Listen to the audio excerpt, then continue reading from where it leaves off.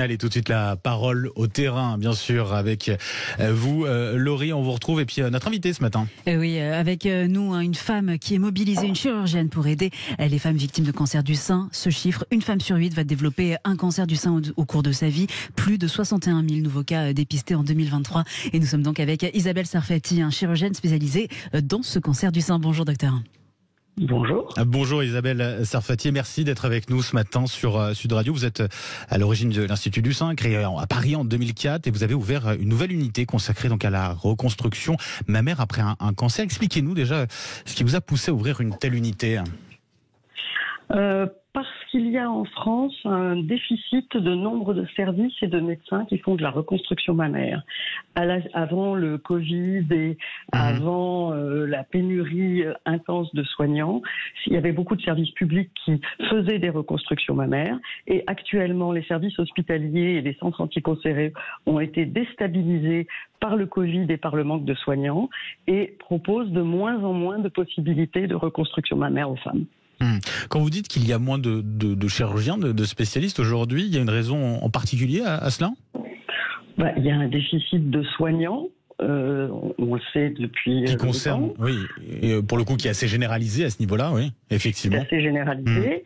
Les plasticiens spécialisés en reconstruction mammaire ne sont pas fréquents, ils sont plus spécialisés en chirurgie esthétique, c'est de spécialité, donc il n'y a pas énormément de plasticiens qui maîtrisent bien toute la reconstruction mammaire. Nous-mêmes, nous sommes une équipe de 7 chirurgiens parce que nous faisons toutes les techniques qui vont du lambeau libre au filling, aux prothèses, enfin toutes les techniques qui sont utilisées en reconstruction mammaire. On a une tatoueuse artistique avec nous qui fait du tatouage 3D.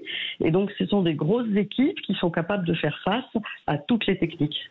Quand on parle justement de reconstruction mammaire après un cancer, de quoi parle-t-on exactement, Isabelle Sarfati, de réparation du sein, de prothèses obligatoirement ?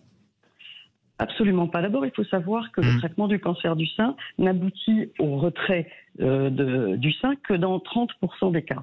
Dans 70% des cas, grâce justement au dépistage, c'est-à-dire au fait qu'on détecte des cancers plus tôt, plus petits et qu'on peut conserver le sein, on conserve donc le sein dans 70% des cas.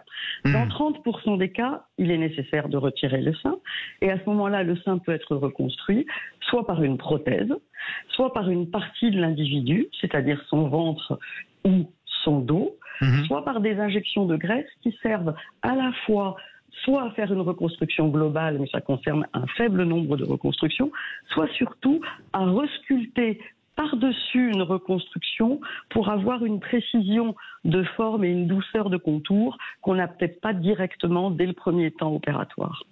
Vous avez parlé de l'importance du dépistage, justement, dépister le plus tôt possible. Effectivement, est-ce que les Françaises, justement, se font dépister suffisamment par rapport au cancer du sein ? Maintenant, on est mauvais élève, mais c'est normal. C'est-à-dire que, sincèrement, je fais des mammographies régulièrement. C'est pas un moment qu'on a envie d'avoir devant soi. L'idée qu'on puisse nous annoncer, alors qu'on va très bien du jour au lendemain, qu'on a un cancer du sein et qu'il faut se traiter, n'est pas une nouvelle super joyeuse. Cela dit, ce dépistage permet de dépister des cancers tôt, d'avoir des traitements légers, d'éviter souvent des chimiothérapies. Donc, c'est important de pouvoir se faire traiter d'un cancer du sein par les techniques les plus légères possibles, donc de le prendre le plus précocement possible. Justement, quel conseil vous donnez aux auditrices de Sud Radio qui vous écoutent actuellement, Isabelle Sarfati? À partir de quel âge il faut se faire dépister? Est-ce qu'il y a un âge en particulier? Et puis, tous les combien? Alors, le texte officiel, c'est de 50 à 75 ans, avec une mammographie tous les 3 ans. Cela dit, ce rythme doit être révisé en fonction de l'histoire personnelle de chacun. On fera du dépistage de cancer du sein très tôt sur des femmes qui ont des familles avec de nombreux cas de cancer du sein, donc chez qui on suspecte un risque plus important. Donc il va falloir adapter ce dépistage à chaque cas individuel, et c'est les gynécologues ou les médecins traitants qui vont définir avec chacune le rythme idéal. Vous l'avez dit, hein, il y a plein de façons effectivement de faire de la reconstruction du sein. Et il n'y a pas forcément de prothèse, mais pour les patientes qui doivent passer justement par cette étape-là de la prothèse, est-ce qu'il y a des risques encourus? Est-ce qu'il y a des risques qui existent, et lesquels? Alors les reconstructions par prothèse sont extrêmement fiables, elles sont utilisées par les centres anticancéreux depuis très longtemps, ce n'est absolument pas dangereux. Il y a juste une précaution et un message qu'on aimerait donner aux femmes en ce moment, en été, c'est ça ne concerne que les femmes qui ont une reconstruction après cancer du sein avec une prothèse. Il faut éviter de s'exposer à la chaleur du soleil avec un maillot de bain sombre, c'est-à-dire noir, marron ou bleu marine, parce que le sein reconstruit est insensible et les maillots de bain sombres focalisent la chaleur, et le fait qu'il y ait une petite quantité de tissu coincé entre la prothèse et le corps fait qu'il y a tous les ans des brûlures graves qui arrivent, y compris sur des reconstructions qui ont déjà 15 ans et qui peuvent compromettre cette reconstruction.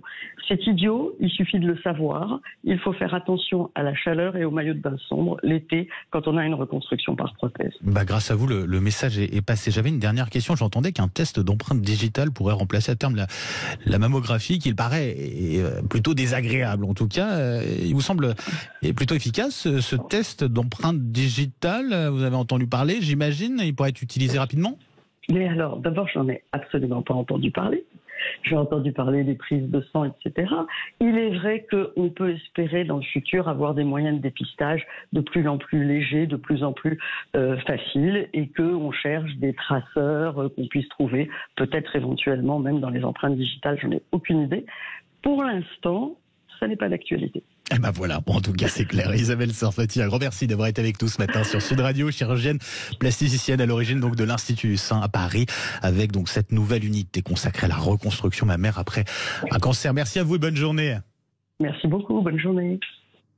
Allez, 8h45 sur Sud Radio. On revient dans un instant. Laurie Leclerc, un petit heure de vacances, ça vous dirait? Oui, avec plaisir. On est en vacances. On va partir direction les campings. Nous allons donc du côté de la Bretagne. On va se rafraîchir. Été en vacances. Nous allons découvrir le domaine des Ormes, domaine donc 5 étoiles. Allez, à tout de suite sur Sud Radio. Sud Radio.